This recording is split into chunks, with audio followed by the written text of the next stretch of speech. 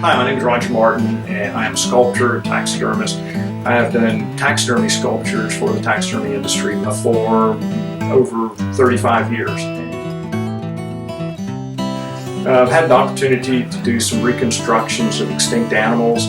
I've always sculpted over skeletons for the taxidermy sculptures, so using fossil bone and looking at those skeletons in long bone measurements, it was pretty easy to figure out how the muscles work, and it's all kind of the same. The different bone lengths will create different shapes.